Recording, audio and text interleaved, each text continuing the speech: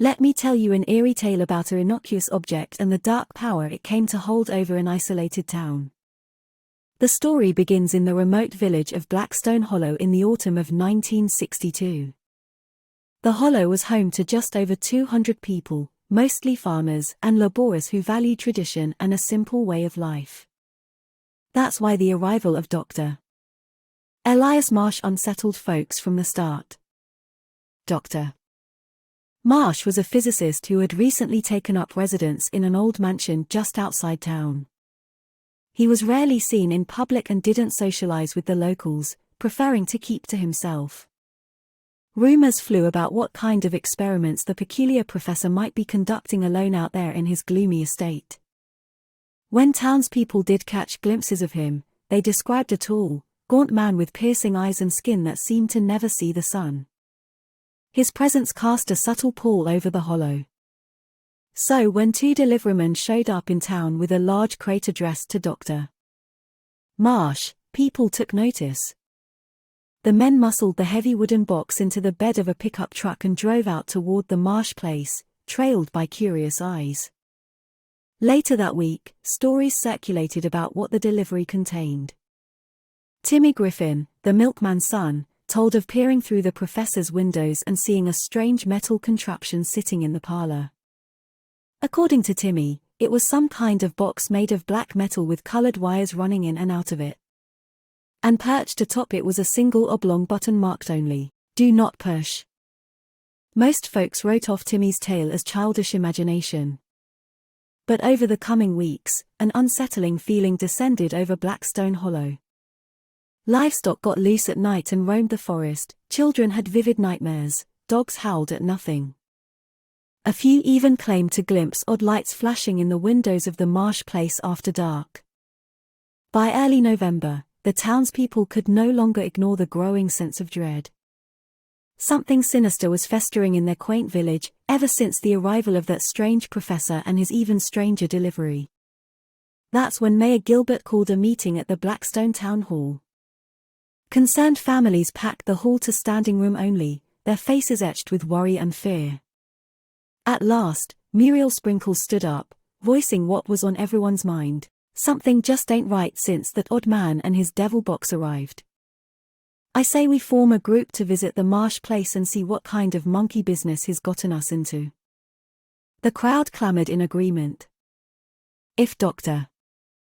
Marsh was dabbling in evil sciences that put their good simple town at risk, they had to know. Right then and there, a delegation was formed to pay the professor a visit on behalf of Blackstone Hollow. The very next morning, Mayor Gilbert led a dozen people on the walk out to the secluded Marsh estate.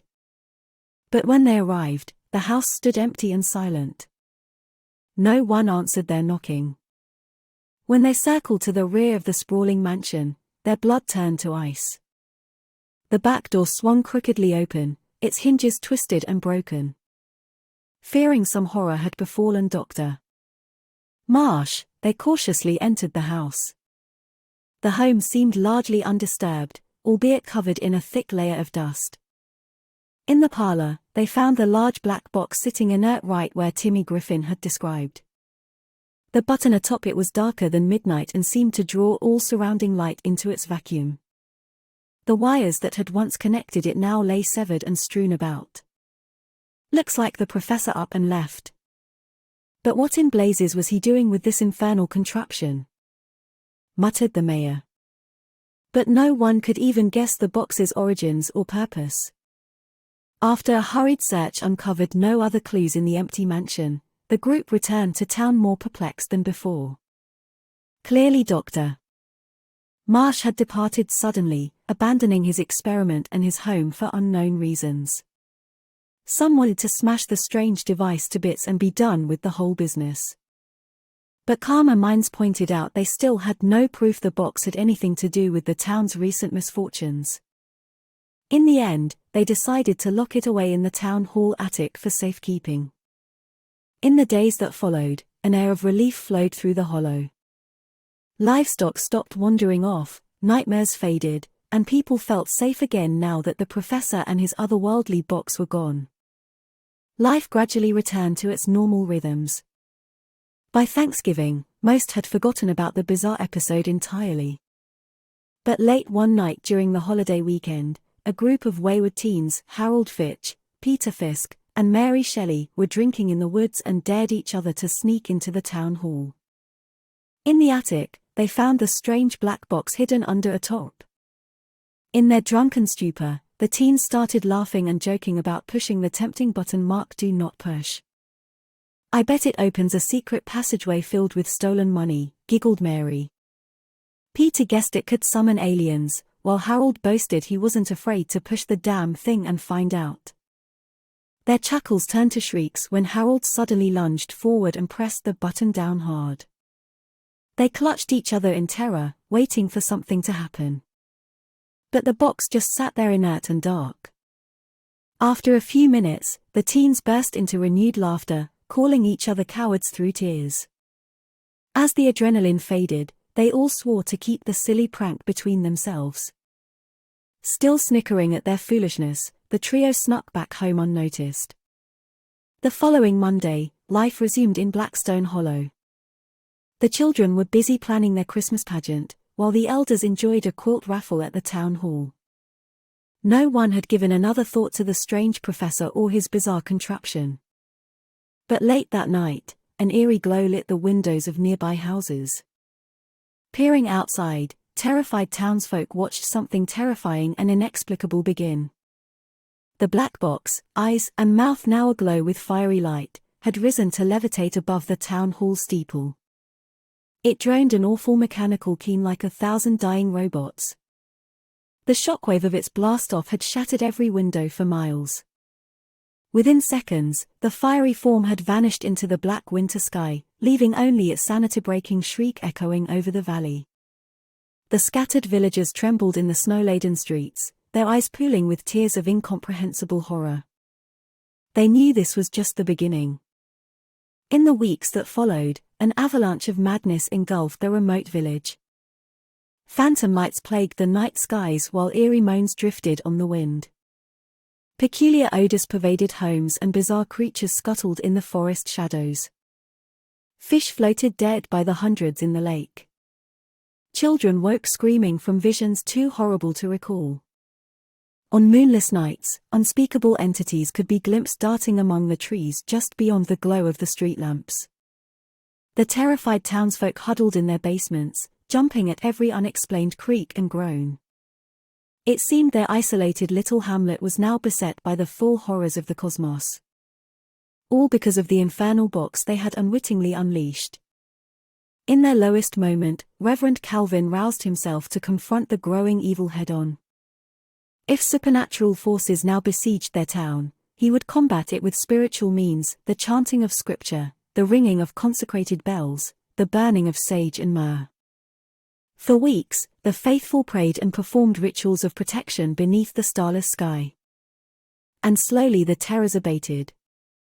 The obscene lights in the sky began to fade along with the chilling sounds.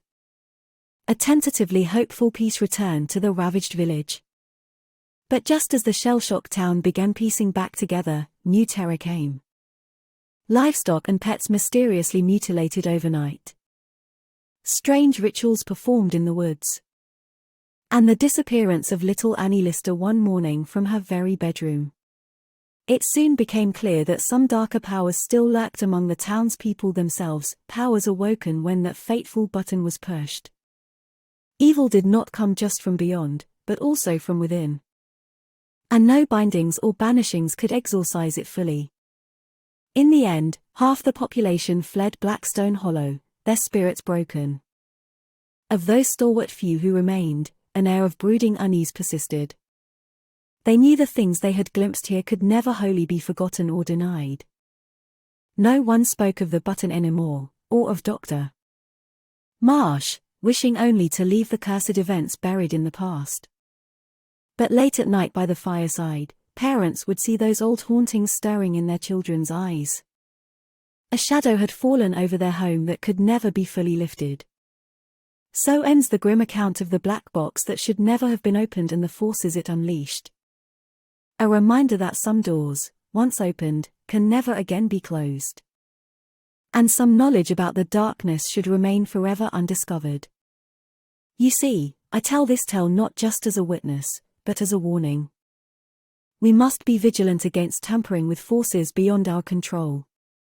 And be ready to confront the darkness when it emerges within ourselves. For the true threat often comes not from strange contraptions or wicked strangers, but from our own frail hearts. That is the deeper moral this mystery offers. We all have buttons within waiting to be pushed. Yet we alone control whether they unlock wisdom or folly, compassion or chaos. So tread carefully and guard your inner world well, dear listener. Monsters dwell in all men, if only we look closely enough. Now good night, and rest easy. The world is quiet here tonight. Or so it seems. Well, that certainly took some dark twists.